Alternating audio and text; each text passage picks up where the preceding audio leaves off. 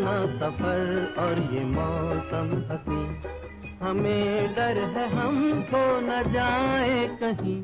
बॉलीवुड के tragedy king यानी दिलीप कुमार की आज 103वीं बर्थ एनिवर्सरी है। दिलीप कुमार ने अपने लंबे करियर में 65 से ज्यादा फिल्मों में काम किया। तो चलिए उनकी बर्थ एनिवर्सरी पर जानते हैं उनकी जिंदगी के उस टर्निंग पॉइंट के बारे में जिसके बाद उनकी एंट्री फिल्मों में हुई। जहाँ बेखुदी में कदम लड़खड़ाए, वही राह मुझको दिखाई गई है। साल था 1942। चर्च गेट स्टेशन पर खड़े दिलीप कुमार को जरा भी अंदाजा नहीं था कि इस सुबह की एक मुलाकात उनकी जिंदगी की पूरी दिशा बदल देगी। दादर जाने के लिए ट्रेन का इंतजार कर रहे दिलीप कुमार का मकसद था सेना की छावनियों के लिए खाद सप्लाई करने वाले व्यापारी से मिलना। घर की आर्थिक जिम्मेदारियां, पारिवारिक कारोबार का बोझ और असफल प्रयासों का तनाव उनके चेहरे पर साफ झलक रहा था। उसी वक्त भीड़ में उनकी नजर एक परिचित चेहरे पर पड़ी। ये थे विल्सन कॉलेज में करियर गाइडेंस देने वाले डॉक्टर मसानी। बातचीत के दौरान जब दिलीप कुमार ने बताया कि वो नौकरी की तलाश में हैं, तो मसानी साहब ने कहा, मैं मलाड जा रहा हूँ बॉम्बे टॉकीज के मालिकों से मिलने, तुम साथ चलो, शायद तुम्हारे लिए भी कोई काम निकल आए। इस तरह दिलीप कुमार ने दादर की ट्रेन छोड़कर किस्मत की नई ट्रेन पकड़ ली।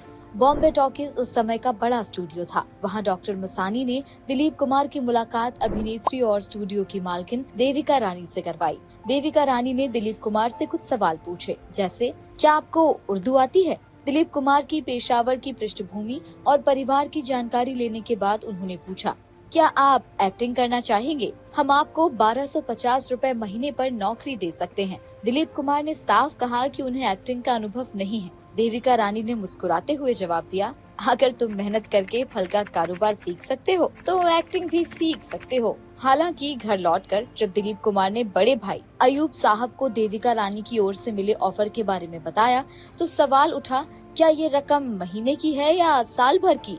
अयूब ने कहा कि राज कपूर को तो महीने के सिर्फ 170 रुपए मिलते हैं, फिर इतना ज्यादा ऑफर कैसे? अगले दिन दिलीप कुमार ने चर्च गेट जाकर डॉक्टर मसानी से पुष्टि करवाई। फोन पर देविका रानी ने साफ कहा कि रकम 1250 रुपए महीने की है। उन्होंने बताया कि उन्हें दिलीप कुमार में बड़ी क्षमता दिखी, इसलिए शुरुआत से ही अच्छा वेतन दिया जा रहा है। इसके बाद दिलीप कुमार ने घर से बिना ज्यादा बताए बॉम्बे टॉकीज ज्वाइन कर लिया। इस तरह दिलीप कुमार की फिल्मों में एंट्री हुई और साल 1944 में उनकी पहली फिल्म जवार भाटा रिलीज हुई, जिसे देविका रानी ने बॉम्बे टॉकीज बैनर तले बनाया था। महज 22 साल की उम्र में सायरा ने लीजेंडरी एक्टर दिलीप कुमार से शादी की थी। लेकिन दिलचस्प बात यह है कि दिलीप कुमार से उनकी शादी की भविष्यवाणी करीब 11 साल पहले ही हो चुकी थी, जब सायरा महज 11 साल की थी।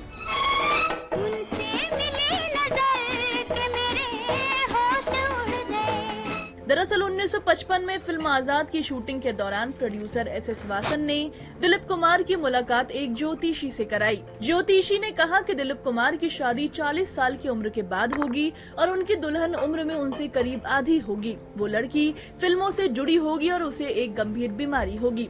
तब दिलीप कुमार ने साफ कह दिया था कि वो कभी किसी फिल्मों में काम करने वाली लड़की से शादी नहीं करेंगे। लिहाजा उन्होंने इस भविष्यवाणी को ज्यादा गंभीरता से नहीं लिया। मैं चली देखो प्यार की गली, मुझे रोके ना कोई, मैं चली। लेकिन 11 साल बाद ये भविष्यवाणी सच साबित हुई। 1966 में 44 साल के दिलीप कुमार ने आधी उम्र की सायरा बानो से निकाह किया। बता दें कि सायरा बानो बहुत कम उम्र से ही दिलीप कुमार की दीवानी थी। 12 साल की उम्र में फिल्म आन देखने के बाद उन्होंने अपनी मां से कह दिया था कि वो शादी करेंगी तो सिर्फ दिलीप कुमार से। यहाँ तक कि दिलीप की पसंद जानने के बाद उन्होंने उर्दू और सितार सीखना भी शुरू कर दिया। छोटी सी उम्र में लग गया रोग, कहते हैं लोग मैं मर जाऊंगी। फिर आया वो दिन जब बचपन की ये मोहब्बत हकीकत के करीब पहुंचने लगी। सायरा बानो जल्द ही फिल्मों में आई।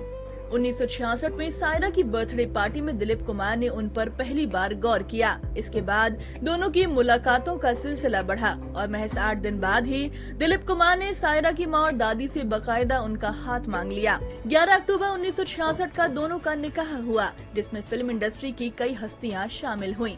भविष्यवाणी का एक पहलू ये भी रहा कि सायरा मेडिकल इशू के चलते कभी मां नहीं बन सकी। दोनों ताउम्र साथ रहे। जब 2021 में दिलीप कुमार का निधन हुआ तो सायरा उनकी यादों के सहारे रहीं। वो आज भी अक्सर सोशल मीडिया पर उनकी तस्वीरें और उनसे जुड़ी यादें शेयर करती रहती हैं।